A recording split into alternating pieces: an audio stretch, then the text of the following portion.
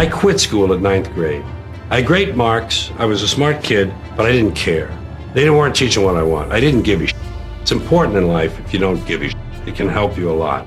I'm an entertainer, first and foremost, but there's art involved here, and an artist has an obligation to be en route, to be going somewhere. There's a journey involved here. We decided to quit radio because we'll go to Hollywood and become stars. Top 10, I got a top 10. Got my motivation high for my top 10. Gotta learn from the wise women and men. All my life, like na na na na. For my top 10, top 10, top 10, na na na na. This one's for my top 10. Need motivation? Watch it top 10 with Believe Nation. Hey, it's Carmichael, and this channel was created to help you overcome the #1 challenge that is holding you back, a lack of belief in yourself. You watch these videos because you know there's something more inside you too. You have Michael Jordan level talent at something. So get ready to find your place, train yourself, and be restless with George Carlin and my take on his top 10 rules of success to give you the confidence, motivation, and belief that you need. Enjoy. Okay, let's kick it off with rule #1. Find your place. I was a victim of my own success, and I did some Ed Sullivans I hate. On those Ed Sullivan shows, I began to realize, not just there, everywhere, all these shows, I didn't fit. And here's what I was missing. I was missing who I was. I began with a dream of being Danny Kaye, which is a very mainstream dream. It's very middle America. It's a people pleaser job. And I dreamed a path that was traditional. Comedian, disc jockey, comedian, actor, big success. A mainstream dream. Meanwhile, what I really was an outlaw and a rebel because I had lived that kind of life. I got kicked out of 3 different schools. I got kicked out of the Air Force. I got kicked out of the choir. I got kicked out of the altar boys. I got kicked out of summer camp. I got kicked out of the Boy Scouts. And I quit school at 9th grade. I had great marks. I was a smart kid, but I didn't care. They weren't teaching what I want. I didn't give a shit. It's important in life if you don't give a shit. It can help you a lot. So I didn't give a shit. And I was a pot smoker when I was 13.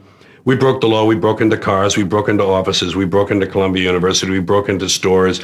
We did all sorts of unlawful things. And I was that kind of person. I was one who swam against the tide of what is expected and what the establishment wants from us. But I didn't know that about myself because this dream blinded me. This dream was about America, about the path that we all follow, the middle of the road, middle class America, mainstream will dream. And meanwhile, I'm sitting there like this, fuck those people, fuck that shit. Look at this stupid shit. No, I don't want to be in the bunny number. Can I get out of the bunny number, please? I don't want to put on that uniform, and I didn't know this dissonance was inside me. And in the period this is happening, all through the 60s, the counterculture was forming. The free speech movement started in Berkeley. The hippies were growing into a force. And peace, love, power, flower power, pot smoking, anti-authority. See, bing, bing, bing, bing, anti-authority. Throw over the establishment. Burn down the math building? Wow. Ding, ding, ding, ding, ding, ding, ding. So I gravitated toward that because I was that person, really. And the people I hung around with were that way. The musicians I knew in the late 50s had gone through that transition. Suddenly they looked different and their music changed. And I'm listening to people like the Buffalo Springfield. I'm listening to Bob Dylan. I'm listening to these people and I realize these artists are using their talent to project their feelings and ideas, not just please people. And I suddenly was able to see my place and to realize I was in the wrong place. You see, in 1967, the summer of love, the peak of the hippie movement, I was 30. I was entertaining people in nightclubs who were 40, and they were at war with their kids who were 20. There was a generation war. I was in the middle of it. I was 30, 20, 40. And I'm going, see, what the fuck am I doing over here? These are the people that will at least understand me and give me a chance. So it took 2 years. I didn't go to the mountain and come back different. I didn't do a Bobby Darin. I didn't do a whatever, those people who just go away and they're back new suddenly. I took 2 years to change, and it happened on television. So I had denied that part of myself, and finally it came into full flower, and I never became a really big success until that. I probably had 200 television appearances by that time, and I still wasn't realized as a writer, comedian, as a comedian. By that I mean I hadn't let myself grow into that, and I found out later I was more than just a comedian.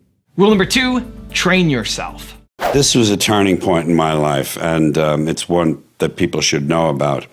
When I was a young boy, I was a mimic, and I could imitate people in the neighborhood, authority figures, teachers, shop owners, other parents, cops on the beat, and people on television. Yeah, I could do little imitations. They were largely imitations of other people doing imitations. That's how you learn to do Jimmy Cagney. You see another guy do it on stage, and you say, oh, okay, and you copy him. It's easier because they point out the highlights of speech. But neighborhood stuff. I was kind of the class clown in school, and then after school I was kind of like the neighborhood wise guy, one of the neighborhood wise guys on the street corner, and I would gather a little audience because I would put together little routines. I had little parodies that I did.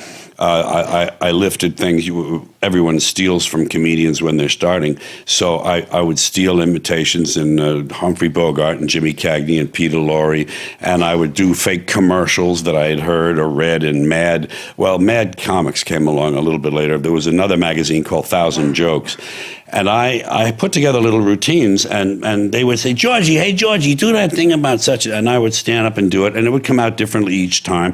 And I developed this ability to stand up in front of a group of people and get their attention and get their approval. That was important to me, apparently. When I was a little kid, I'd go to my mother's office, and she'd say, imitate Mae West, do the imitations.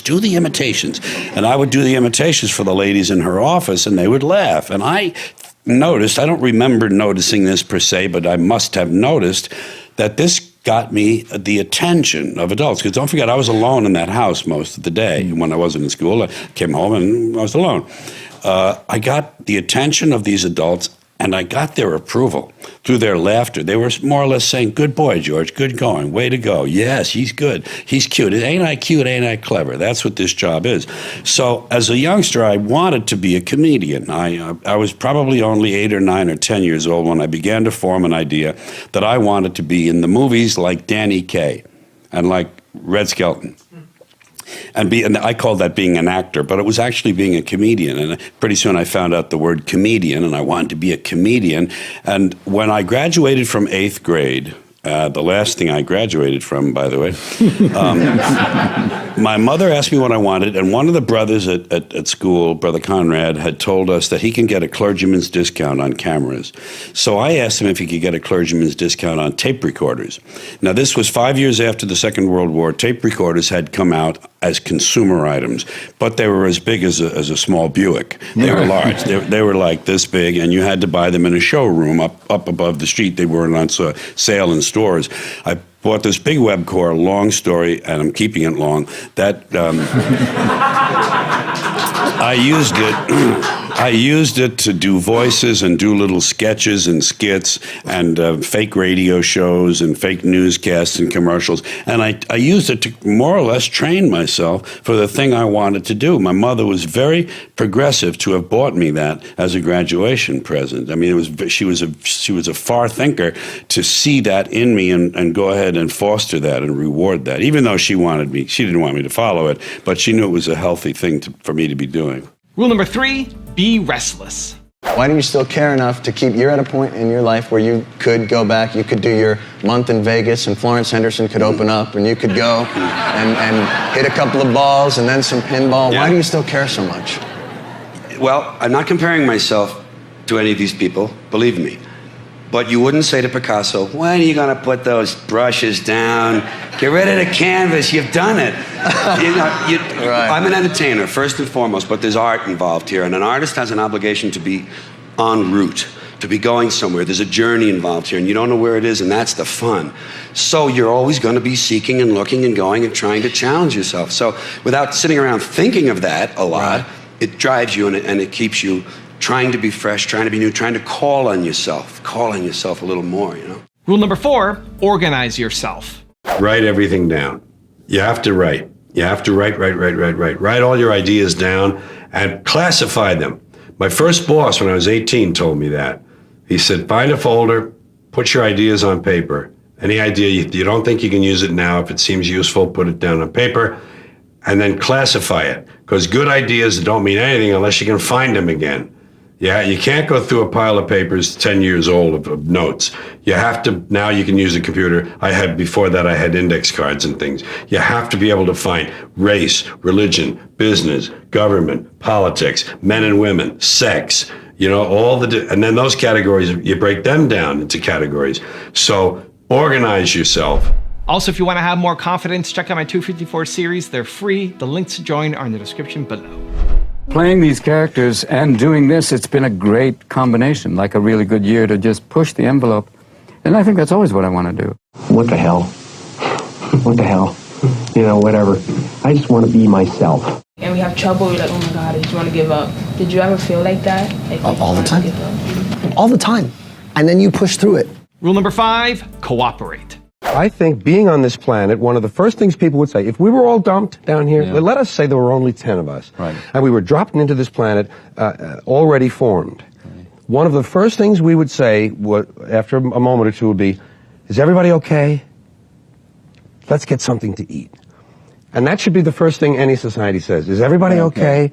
Let's get something to eat. Right. And we don't, because we have this private property thing. Property rights over people's rights. And I just think that competition got the upper hand over cooperation. This species was successful. Because as part of the American experience? No, as part of the human species. The human species. The verge of failure that we're on is because two wonderful qualities that made us a successful species, cooperation and competition, are way out of balance now. Competition is everything. Cooperation happens after a flood. Happens for a few days. Everybody goes back to where they were before. Florida did happen after hurricane. Right. And we need to get that balance back. If we can get that balance back, there's hope. Rule number 6, have plans.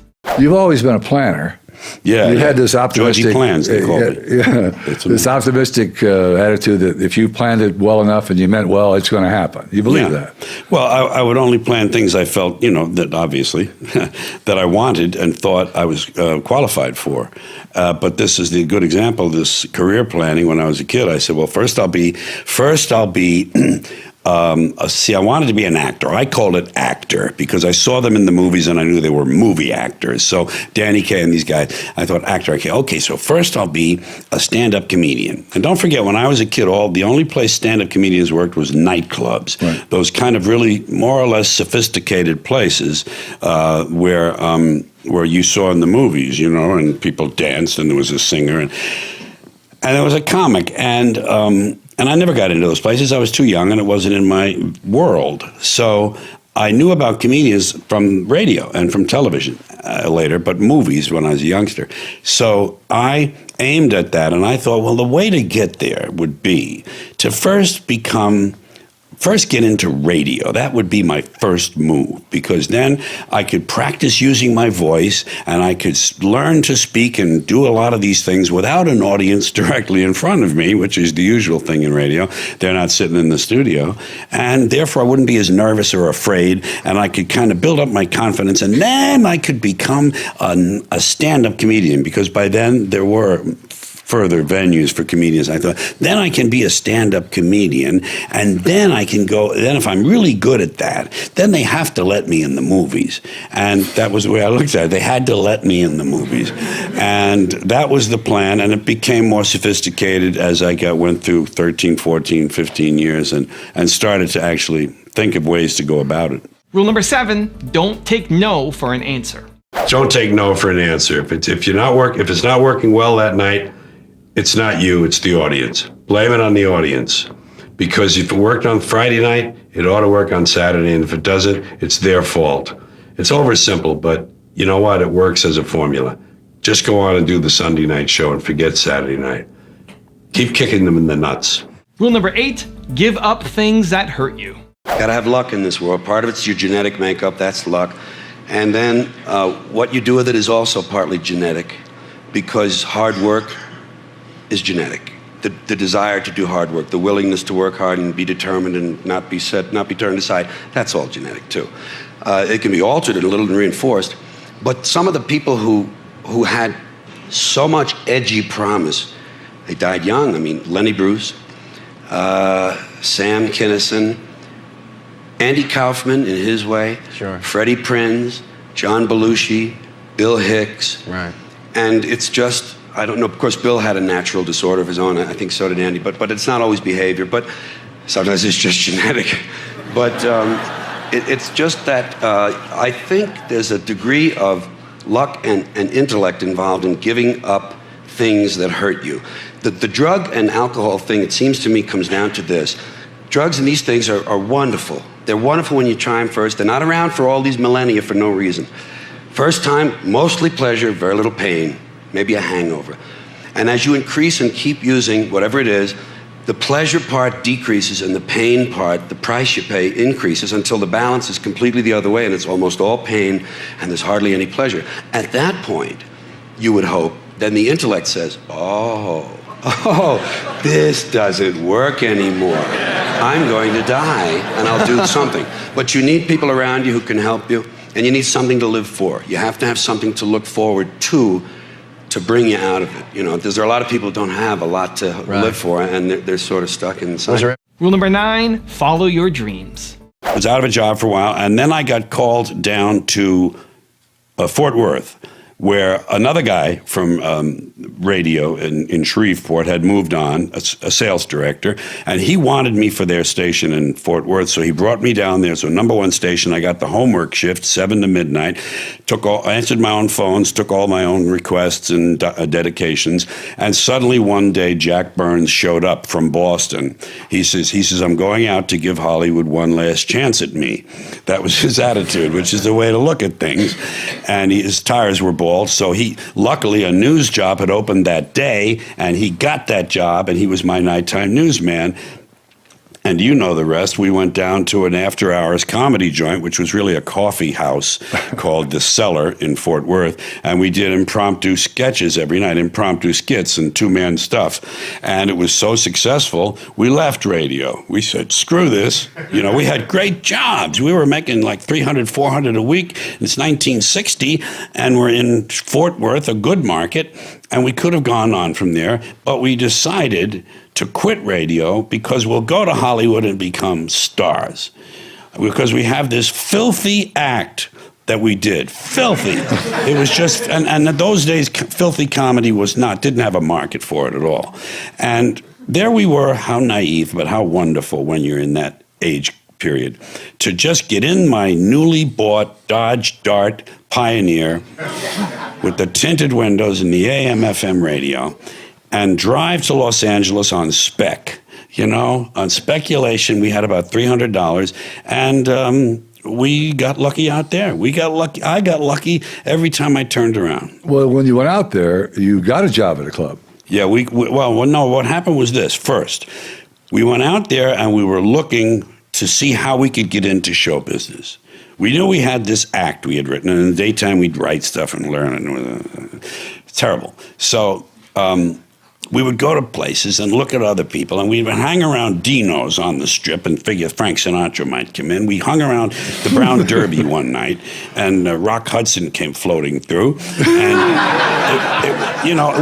we were just using up our money. And one day we went back to the apartment, and the rest of our money had been stolen out of the sock drawer.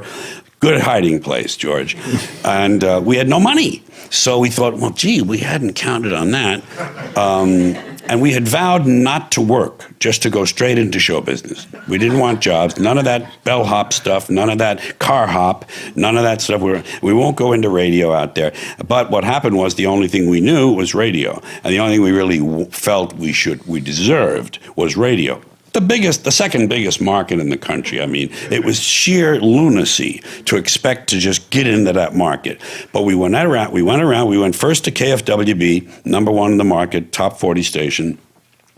And we didn't have tapes or anything. They didn't want us, you know. So we're walking along, and we see this radio station, KDAY, Right near Hollywood and Vine. It's Selma and Vine, in between Sunset and Vine and Hollywood and Vine. We walked in there, and that's where my star on the walk is now, out in Hollywood. Really? I had them put it out in front of that radio station. It's kind of nice. We went in there, and they were looking for a morning comedy team. I mean, it's just all luck, you know? You just get lucky and you're on a roll. They were looking for guys like us. We did a tape for them. They loved us. They called us the Wright Brothers. Instead of by our real names, they called us the Wright Brothers. But it did a big publicity campaign, ads in Variety, full-color ads and everything, and put us on the air. And here we are on the air about, let's see, it would only have been about 2 months after we got there. And it was just sheer madness, you know. There we were. That wasn't good enough for you. No.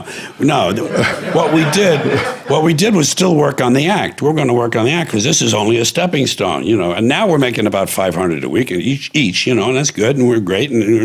But we're practicing this act after hours. This was also a daytime station, by the way. Even though it was a 50,000 watt and it had a big signal out on the West Coast, it was a daytimer. And we went off the air at sundown, and in the studio, we would work on these routines. We were getting serious now. And nearby, about 2 blocks away, was a coffee house. That was the way for us to get in. They were now coffee houses. It was the era of the beatniks. And coffee houses liked offbeat entertainment. And we knew we could get in there and do our stuff for the owner maybe and get a shot. Just get a hootenanny shot. Get a single shot, you know. And we went over there, and he liked us, and he hired us for 2 weeks. And we're still rehearsing our act, and a guy came walking through the studio because it was an office building, and you could see the studios on your left, and there were little offices here. He was a song plugger. He was a guy who used to do PR for songwriters and stuff and record labels.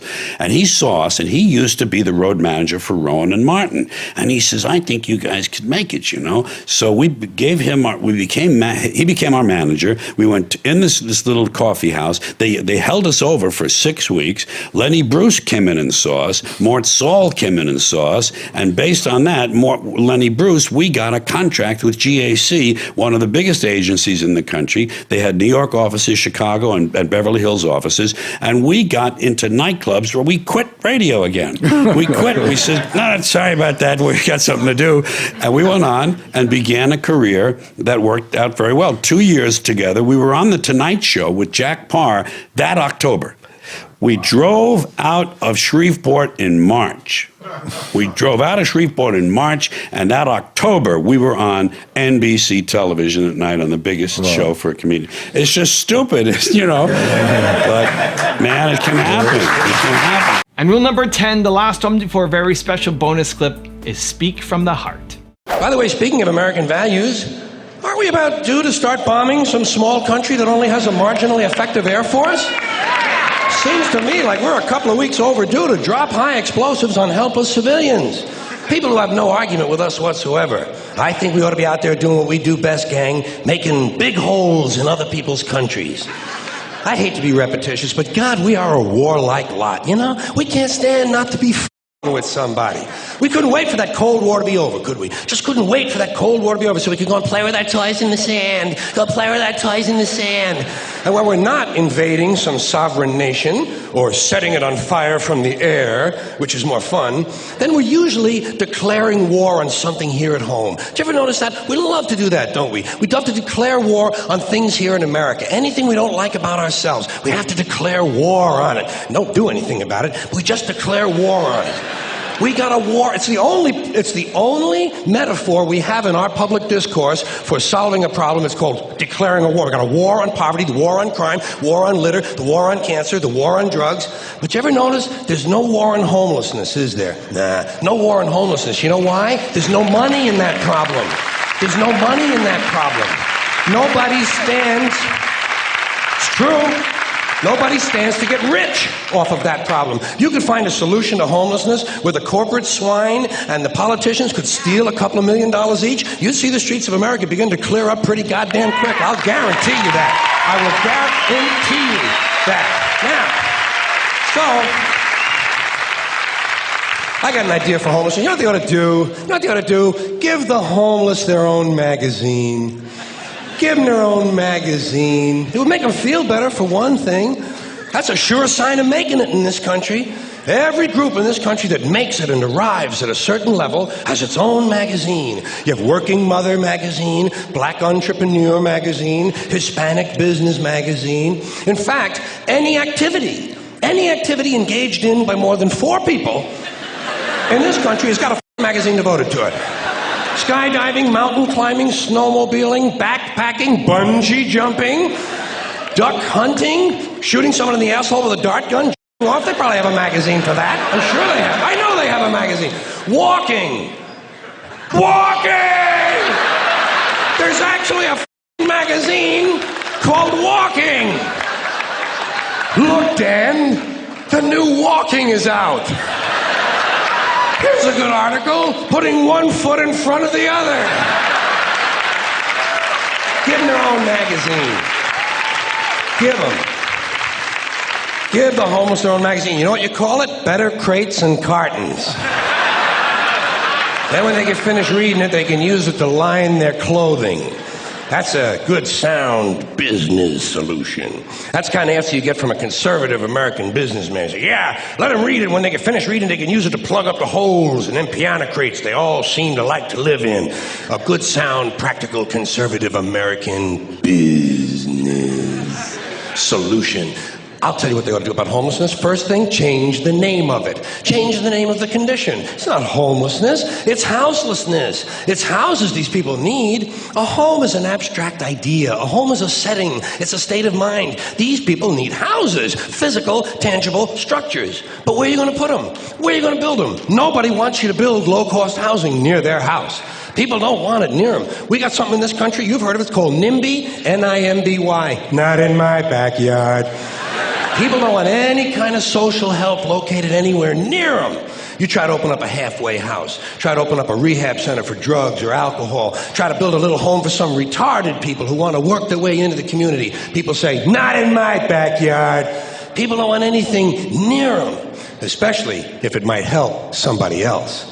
Part of the great American spirit of generosity we're always told about. Big, generous American nation. Ask an Indian about that. Ask an Indian how generous this country is. If you can find one, you got to locate the Indian first. We've made him just a little difficult to find. Or if you need current data, select a black family at random and ask them how generous this country has been. People don't want anything near them, even if it's something they believe in, something they think society needs, like prisons. Everybody wants that, right? Everybody wants more prisons. That's the new answer to all of our problems. Lock a lot of up. Everybody wants more prisons. They say, build more prisons! But not here. Well, why not? What's wrong? What's the problem? What's wrong with having a prison in your neighborhood? Well, it seemed to me like it would make it a pretty crime-free area, don't you think? You think a lot of crackheads and muggers and pimps and hookers are going to hang around in front of a prison? Bullshit, they ain't coming anywhere near it. What's wrong with these people? All the criminals are locked up behind the walls, and if a couple of them do break out, what do you think they're going to do? Hang around? Check real estate trends? Bullshit. They're gone. That's the whole idea of breaking out of prison, is to get the as far away as you possibly can. Not in my backyard. People don't want anything near them. Except military bases. They don't mind that, do they? No, they like that. Give them an army base. Makes them happy. Why? Jobs. Jobs. Self-interest. Even if the base is loaded with nuclear weapons, they don't give a f***. They say, well, I'll take a little radiation if I can get a job. Working people have been f***ed over so long in this country, those are the kind of decisions they're left to make. I got just a place for low-cost housing. I have solved this problem. I know where we can build housing for the homeless. Golf courses. Perfect. Golf courses. Just what we need. Plenty of good land in nice neighborhoods. Land that is currently being wasted on a meaningless, mindless activity engaged in primarily by white, well-to-do male businessmen who use the game to get together to make deals to carve this country up a little finer among themselves. I am getting tired. Really tired. I am getting tired of these golfing suckers in their green pants and their yellow pants and their orange pants and their precious little hats and their cute little golf carts. It is time to reclaim the golf courses from the wealthy and turn them over to the homeless. Golf is an arrogant, elitist game, and it takes up entirely too much room in this country. Too much room in this country. It is an arrogant game on its very design alone. Just the design of the game speaks of arrogance. Think of how big a golf course is. The ball is that big. What do these pin-headed pricks need with all that land? There are over 17,000 golf courses in America. They average over 150 acres apiece. That's over 3 million acres. That's 4,820 square miles. You could build 2 Rhode Islands and a Delaware for the homeless on the land currently devoted to this meaningless, mindless, arrogant, elitist, racist. There's another thing. The only blacks you'll find in country clubs are carrying trays. And a boring game for boring people. Do you ever watch golf on television? It's like watching flies and a mindless game. Mindless. Think of the intellect. Think of the intellect it must take to draw pleasure from this activity.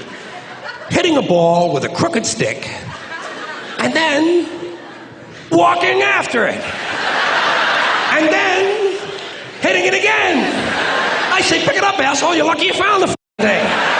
Put it in your pocket and go the home. Go the home. You're a winner. No chance of that happening. Dorco in the plaid knickers is going to hit it again and walk some more. Let these rich play miniature golf. Let them with a windmill for an hour and a half or so. See if there's any real skill among them.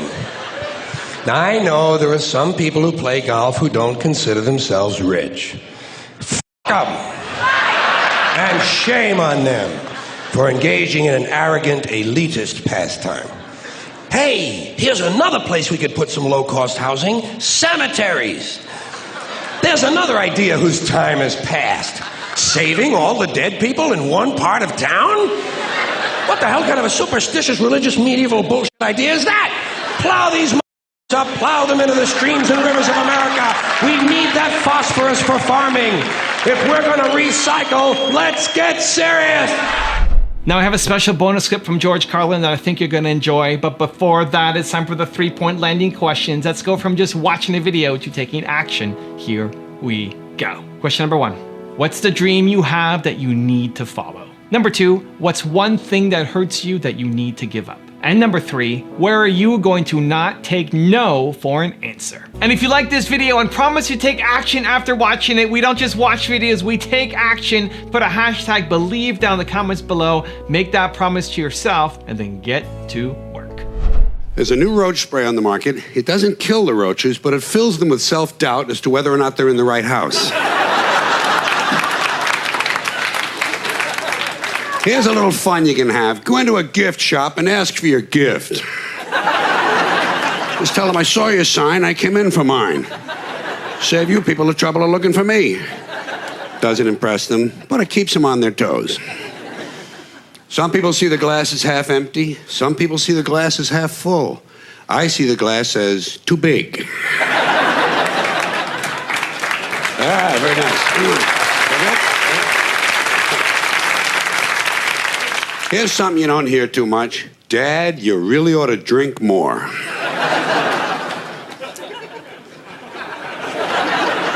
The wisest man I ever knew taught me something I never forgot. But although I never forgot it, I never quite memorized it either.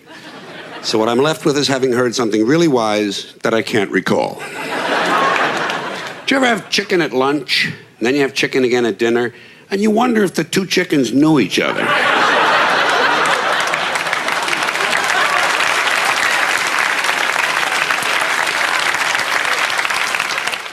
You know you have a drinking problem when you walk into a bar in Pittsburgh and wake up in Switzerland with a clown suit on. And this is something you might have read in the newspapers. This was in every news source last 6 or 8 months ago. This is about that census they had in the year 2000. They actually said in the newspaper that during that census, 1.6% of the population was not counted. How do they know that? I think they left something out of that story. You know how you get out of jury duty? It's easy. Tell the judge the truth. Tell him you make a terrific juror because you can spot guilty people just like that. Tell him it all depends. Tell him it all depends on how far apart their eyes are.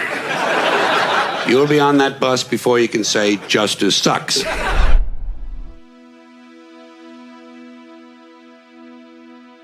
If you want to see the top 10 I did on Jordan Peterson, check out the video right there next to me. I think you'll enjoy it. Continue to believe, and I'll see you there. Stop doing the things that you know are wrong. Make a damn schedule and stick to it. Sometimes, I can't sleep at night because I'm thinking about something. And